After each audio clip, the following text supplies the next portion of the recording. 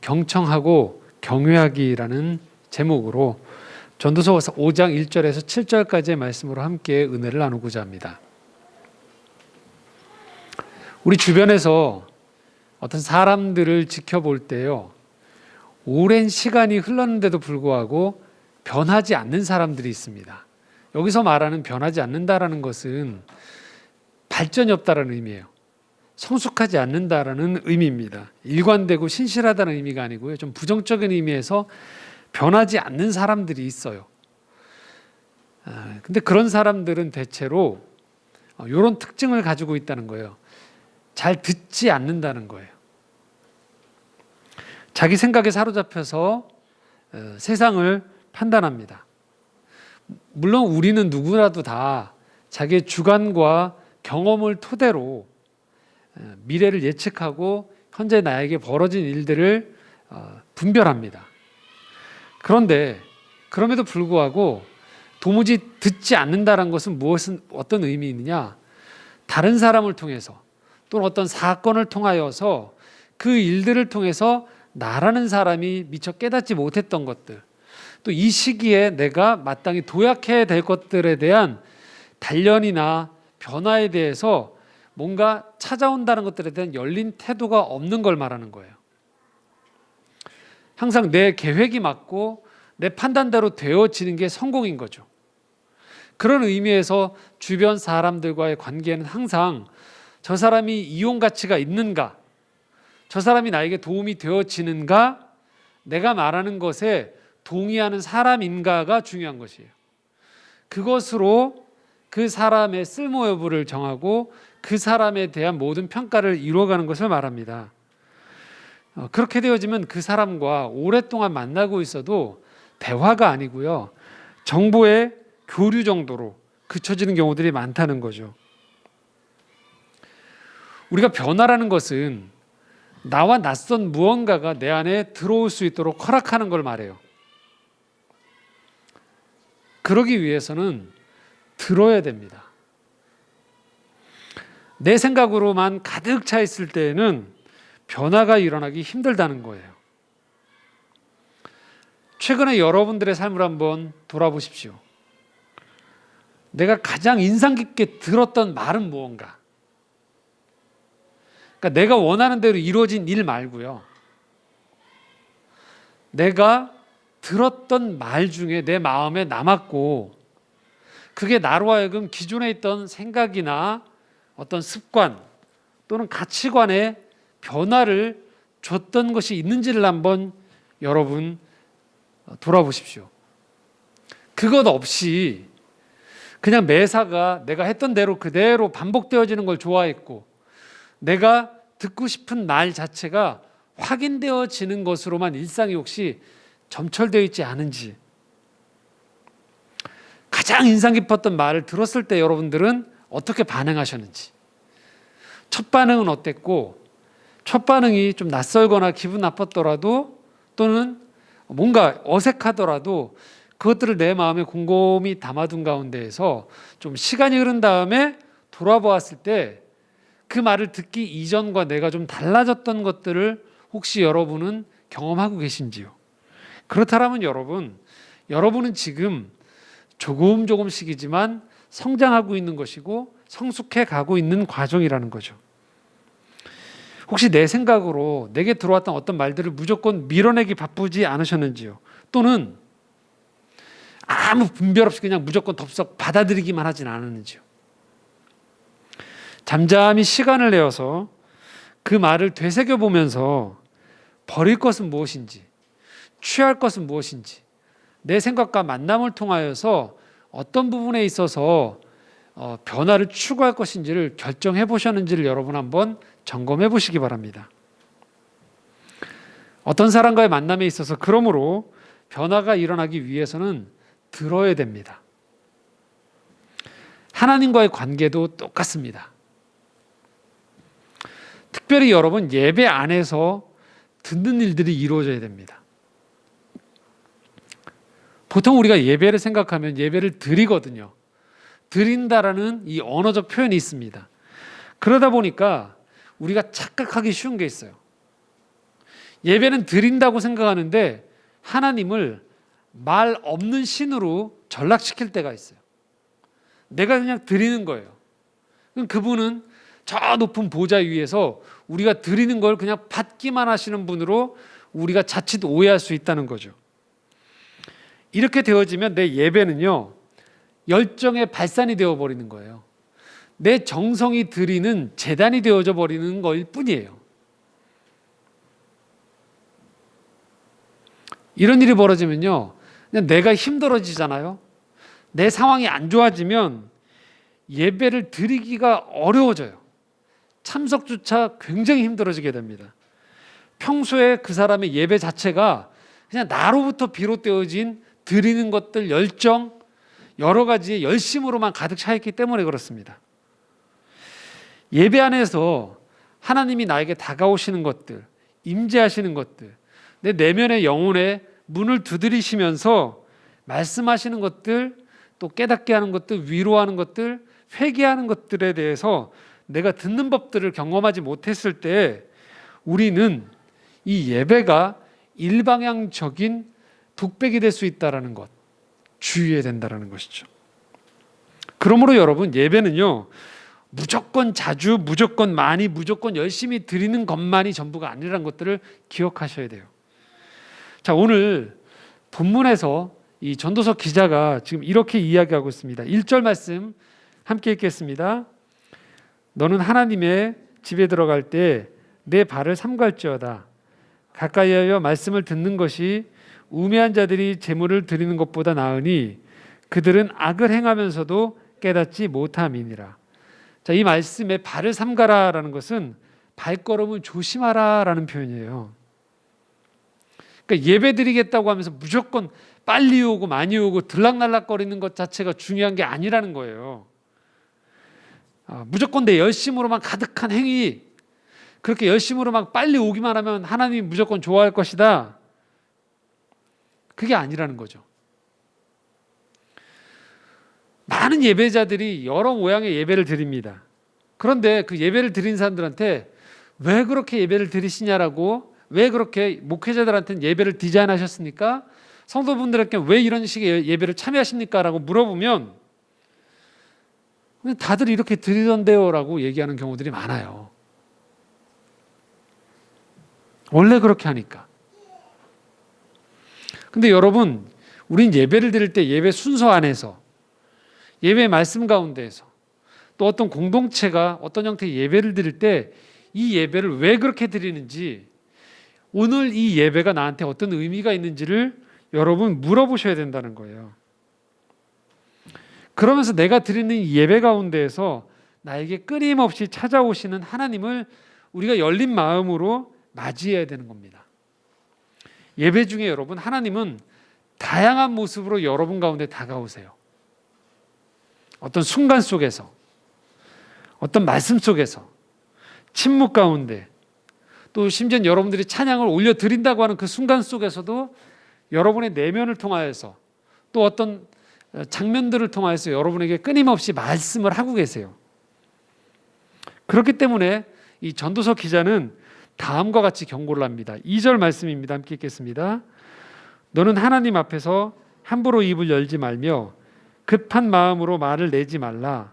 하나님은 하늘에 계시고 너는 땅에 있음이니라. 그런즉 마땅히 말을 적게 할 것이라. 우리가 사람끼리의 관계에서는요, 보통 말을 많이 하는 사람들 옆에 있으면 현혹당하기 쉬워요. 말이 많아지거든요, 그 사람이, 상대방이. 그러면 그 말 속에서 우리가 차분하게 들었던 어떤 맥락이라든지 논리나 원뜻이 사라져버리고, 어떤 경우에는 그 사람이 하는 온갖 미사여구나 칭찬과 과장되거나 비유 속에서 혼동이 일어나기 쉽다는 거예요. 판단이 흐려지는 거예요. 정보가 왜곡되기도 해요. 그런 일들이 사람 사이에서는 왕왕 일어나거든요. 그런데 우리가 예배드리다 보면요, 어떤 신앙생활을 하다 보면 하나님도 이렇게 말을 많이 해주면, 말을 많이 하면 하나님도 착각하실 거라는 생각들을 하게 되는 거예요. 근데 그렇지 않다는 거죠. 사람은 말의 언변과 여러 가지 것들 분위기 속에서 취하거나 놓치는 일이 벌어져요, 상대방이. 하나님은 그렇지 않다는 거예요. 그것을 뭐라고 표현하시냐면 하나님은 하늘에, 너는 땅에 있다라고 표현하고 있어요. 이건 물리적인 거리를 말하는 게 아니에요. 하나님이 여러분이 말씀하시는 걸 다 알고 있다라는 거예요. 그러니까 같은 높이에서 사람끼리 얘기할 때는 여러 가지 것들이 왜곡되거나 숨겨질 수 있어요. 그런데 이 그림 언어에 해당되어지는 표현인데요, 위에서 내려다본다, 뭐 그게 꼭 이 시공간에서의 위를 의미하지는 않죠. 그분이 우리와 다른 차원에서 우리를 내려다보고 계시다라는 거예요. 지켜보고 있다라는 거예요.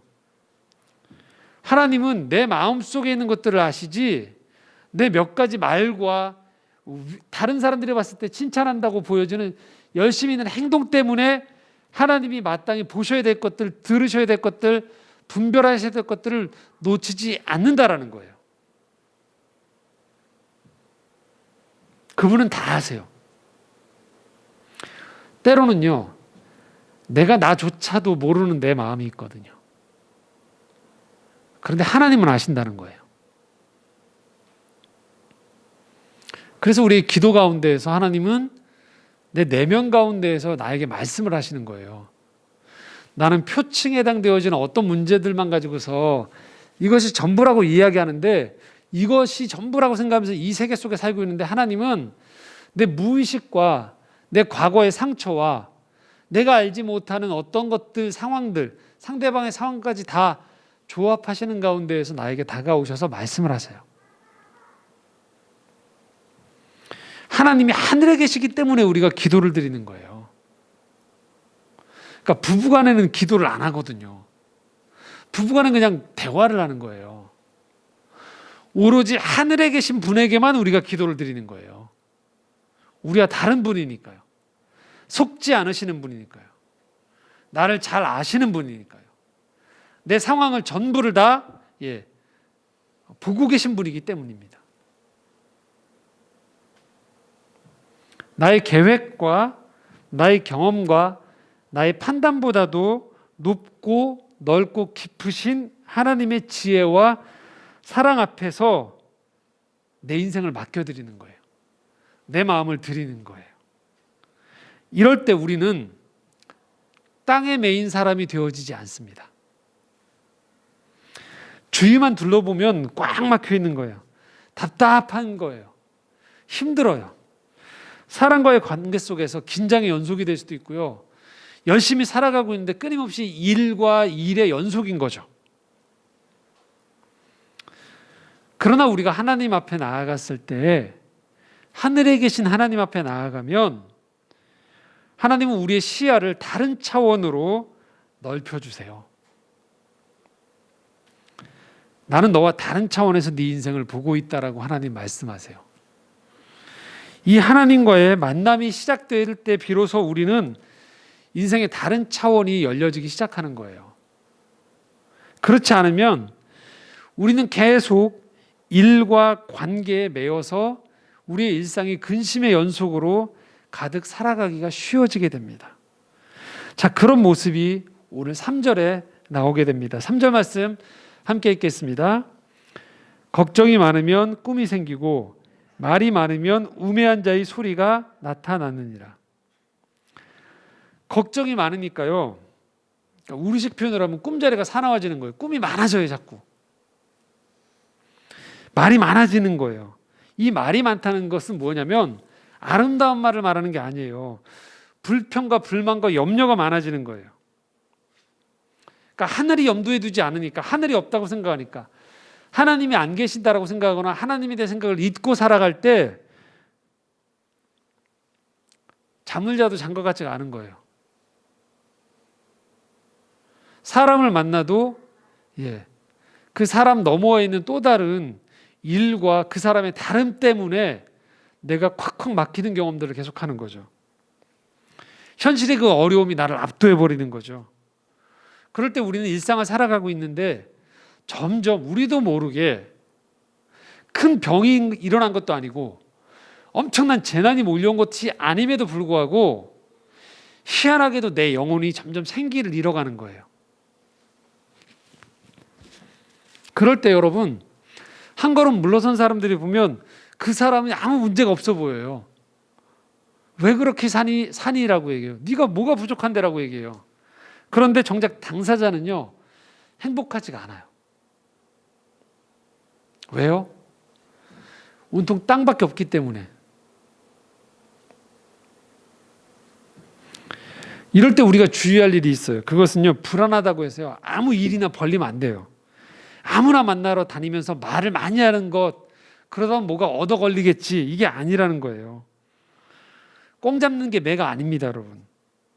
어떻게 해서든지 이 문제만 해결하고 넘어가면 된다라고 생각해서 온갖 말을 만들어내고 사람들을 만나고 계속 계획을 뿌려가는 가운데에서 이런 마음이 생기거든요. 저 문제만 해결하면 된다, 저 사람만 넘어가면 된다. 근데 그렇지 않다는 거죠. 자, 우리가 살펴볼 4절에서 6절까지의 말씀에요, 이 서원이란 단어가 나오거든요. 자, 이 서원이란 단어는요, 뭔가 약속을 하고 들어주면 지키겠다라는 거예요. 자, 마치요, 이 땅의 일만 가지고 생각하게 되면요, 우리가 누군가가 자꾸 거래하듯이 하나님한테도 이렇게 얘기하는 거예요. 이거 들어주면 뭐 해주겠다라는 식이에요. 자, 이런 믿음이면요, 어떤 일이 벌어지냐면요, 사실 삼위일체, 우리 기독교가 믿고 있는 하나님이 아니어도 사실 상관없어요. 다른 종교를 믿든 미신을 믿든 그냥 나 혼자의 세계에 갇혀 있어도요, 문제를 해결해 주는 사람이 신이 되는 거예요. 나한테는요. 하나님이 중요한 게 아니에요. 문제 해결이 중요한 거고 내 마음에 근심이 사라지는 것이 더 중요한 거예요. 자, 4절에서 6절 한번 읽으면서 계속 말씀을 나누겠습니다. 4절에서 6절입니다. 함께 읽겠습니다. 내가 하나님께 서원하였거든 갚기를 더디게 하지 말라.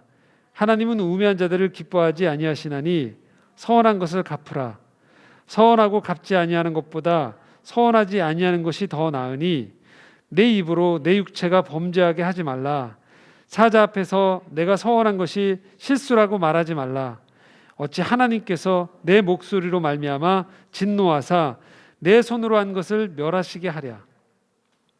일단 문제만 해결해 주시면 제가 뭐 하겠습니다. 이게 서원의 표면적인 의미예요. 그런데 여기서요, 서원 기도를 남발하는 거예요. 이거 해주시면 이거 하고 저거 해주시면 저거 하고.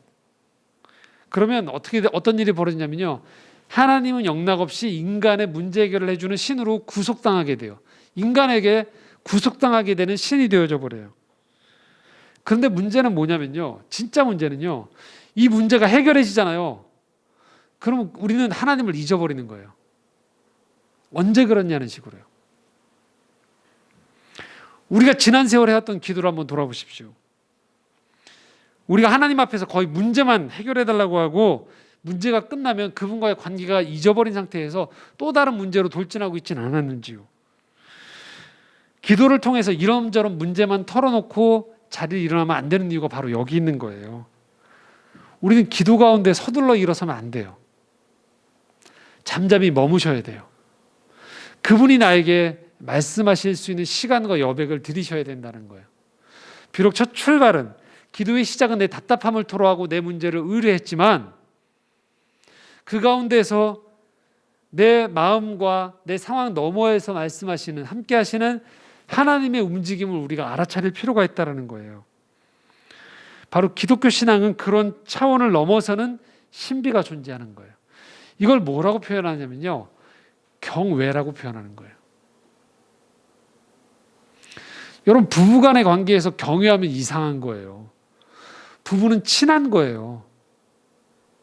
부부는 서로 신뢰하는 거예요.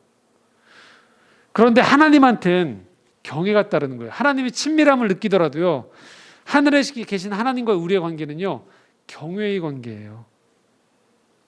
7절 말씀 함께 읽겠습니다. 꿈이 많으면 헛된 일들이 많아지고 말이 많아도 그러하니 오직 너는 하나님을 경외할지니라. 하나님을 경외하라는 거예요. 우리 삶의 자리에서 이 하나님의 경외를 회복할 필요가 있다는 거예요. 내 꿈과 열정을 발산하고서 내 계획이 이루어지는 것을 좋아하고 그게 인생의 성공이다, 행복이다라고만 여기지 마시고요, 내가 생각하는 세계와 전혀 다른 차원의 세계가 있구나라는 것들을 눈을 여셔야 돼요. 평소에 나는 주변 사람들의 평가와 말에 의해서 생각과 마음이 뺏기고 있어요. 근데 거기에 본질이 있는 게 아니구나라는 것들을 우리가 알 필요가 있다는 것이죠. 나는 내 눈앞에 있는 게 전부라고 생각하면서 때로는 교만하고 때로는 낙심하고 때로는 답답하고 불안했지만 똑같은 눈앞의 현실 속에서도 다르게 볼 수 있구나, 다른 뜻이 있구나라는 것들을 내가 아는 것, 경험하는 것, 그게 경외예요. 이게 신앙인 거예요. 자, 성경에 보면 이런 경외를 경험한 아주 인상적인 장면 한 구절이 있습니다. 그것은 야곱이란 사람이 경험했던 인생의 사건입니다.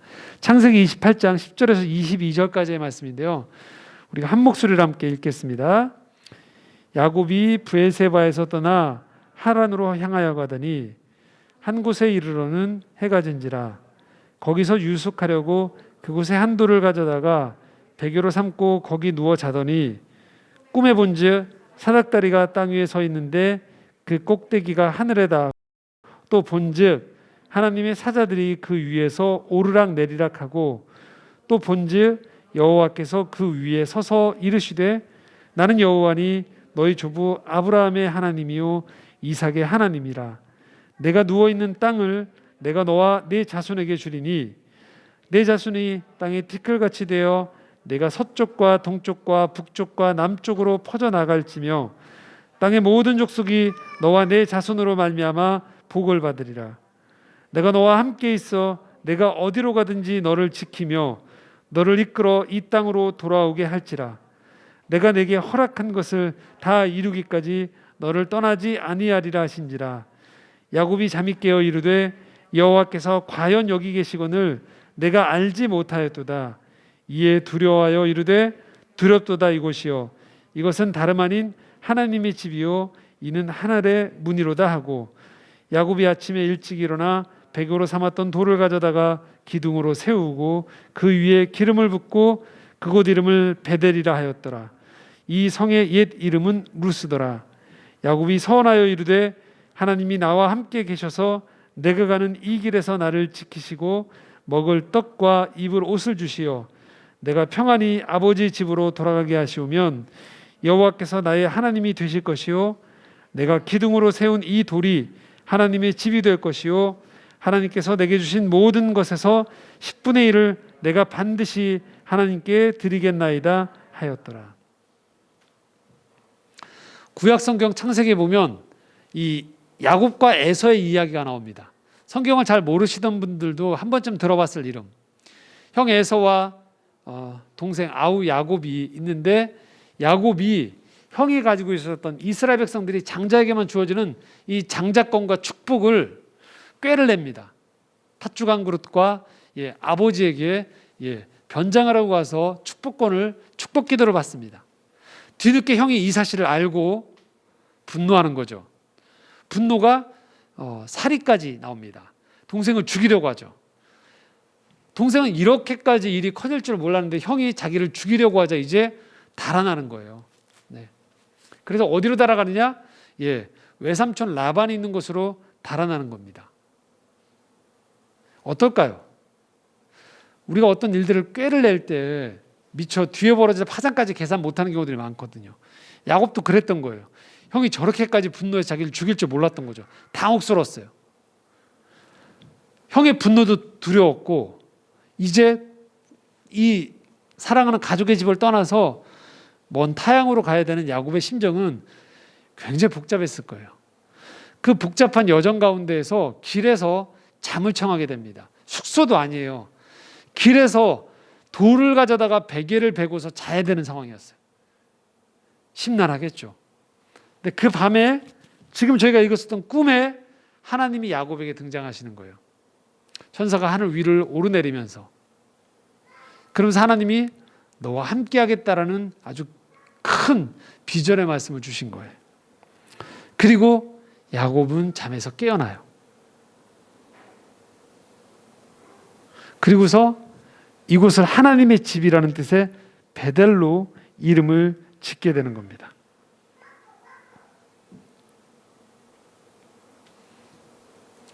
꿈속에서 야곱은 깨달은 거예요.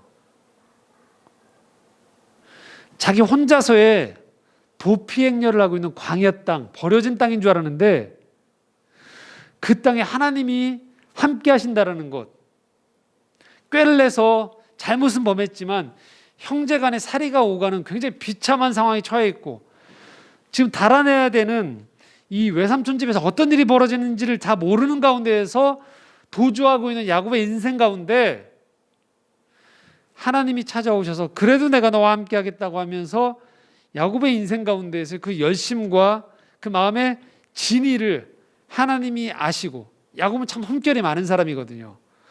너와 함께 하시겠다라는 약속을 줬던 거죠.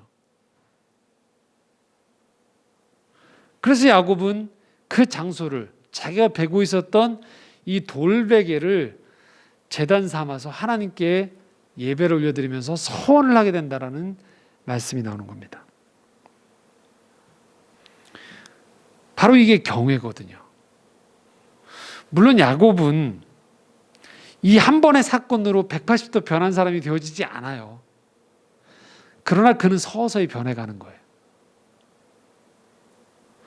바로 우리가 우리의 인생에서 하나님의 경외를 경험하고 받아들이고 그 경외하는 사람으로 살아간다는 게 바로 이런 거라는 거예요.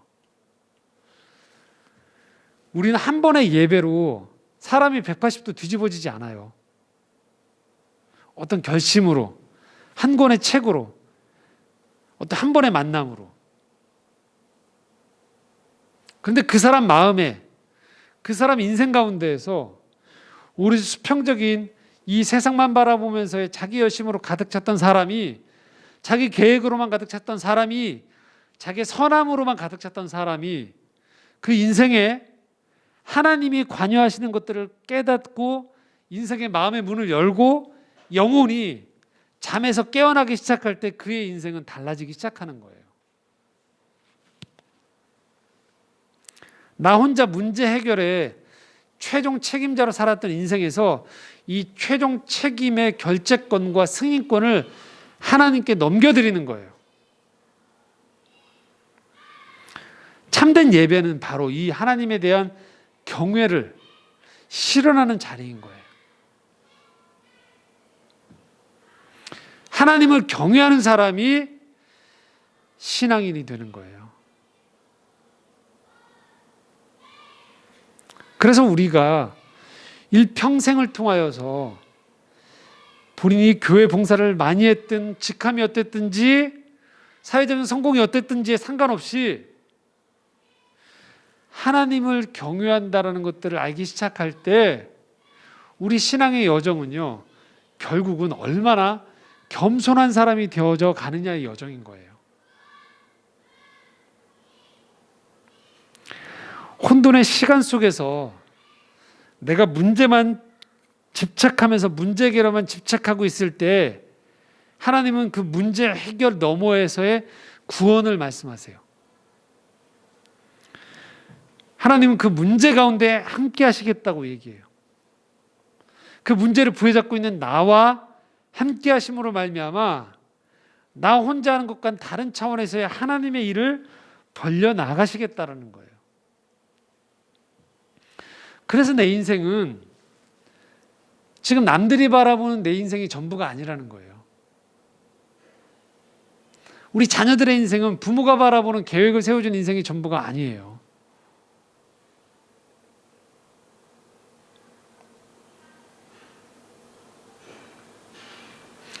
지난주에 제가 존경하는 한 목사님이 페이스북에 올리신 글을 읽었는데요. 이렇게 말씀하셨더라고요. 어릴 때 형제가 친척이 화살을 잘못 놀다가 해서 한쪽 눈이 실명하신 거예요. 그 나머지 한 눈을 가지고서 신앙생활을 하신 거죠. 근데 평소에 보면 잘 몰랐거든요, 저도요. 한쪽에 눈이 실명이셨던 거예요. 근데 작년에 새벽 예배 때 설교를 하시는데 안압이 올라가면서 너무 큰 통증 속에서 있어서 결국은 이 눈에 대한 또 다른 수술을 하시게 되는 과정들이 있으셨다고. 그래서 얼마 전에 뵀었는데 필름 포럼에 오셨는데 보니까 여기에 큰 이 플라스틱으로 되어 있는 이 눈 가리개를 하고 계셨었거든요. 근데 그게 보니까 눈에 대한 큰 수술을 하고 계셨던 거예요. 어머님이 그 자녀의 그 눈의 고통을 굉장히 안쓰럽게 살아오셨던 것들에 대한 소회를 썼고요. 자기 인생의 60년 동안의 그 고통 가운데 사셨던 것들에 대한 이야기가 거기에 담겨져 있더라고요. 아주 그렇게 길지 않은 그냥 적당한 길의 글이었었는데요. 제가 그 글을 보면서 아, 우리가 정말로 사람들을 다 모르겠구나. 60년을 살아오시면서 가지고 있던 눈의 통증을 모르잖아요. 타인들은. 한 사람의 이야기인 거죠. 우리 역시 마찬가지인 거예요. 우리가 살아온 인생은 내 주변에 나를 잘 안다고 하는 사람 다 몰라요. 내 꿈을 모르고요. 내 아픔을 모르고 내 인생에 대한 계획을 몰라요. 심지어는 나조차도 모를 때가 많다는 거죠. 근데 하나님은 알고 계신 거예요. 그분이 하나님이 하나님으로서 내 인생에 찾아오심으로 말미암아 그분은 오늘도 내 인생 전체를 부여잡고서 나에게 말씀해 주시는 거예요. 그래서 우리는 하나님의 음성을 들어야 됩니다. 더불어 내 인생 가운데에서 함께 하시는 그 하나님의 임재와 이끌어 주심에 대한 신뢰가 필요한 이유가 바로 여기에 있습니다. 그래서 우리는 기도해야 되고 예배해야 되고 말씀 가운데에서 하나님의 뜻을 분별하셔야 되는 겁니다. 여러분만의 해법이 보이지 않는다고 생각할 때 무릎을 꿇으십시오. 하나님을 경외하십시오. 그리고 여러분의 인생에 하나님이 찾아오실 수 있도록 허락하십시오. 그럼 비록 인생이 불확실해 보이지만 그 불확실함 속에서도 여전히 여러분은 문제가 완벽 해결되지 않았지만 여러분은 하나님이 주시는 평안을 누릴 수 있습니다. 하나님이 주시는 담대함을 누릴 수 있습니다. 하나님이 주시는 지혜를 가지고서 여러분만이 걸어가셔야 되는 그 길을 걸어갈 수 있는 것입니다. 혼란의 시대에 그러므로 여러분 경청하십시오. 그리고 경외하십시오. 함께 기도하겠습니다.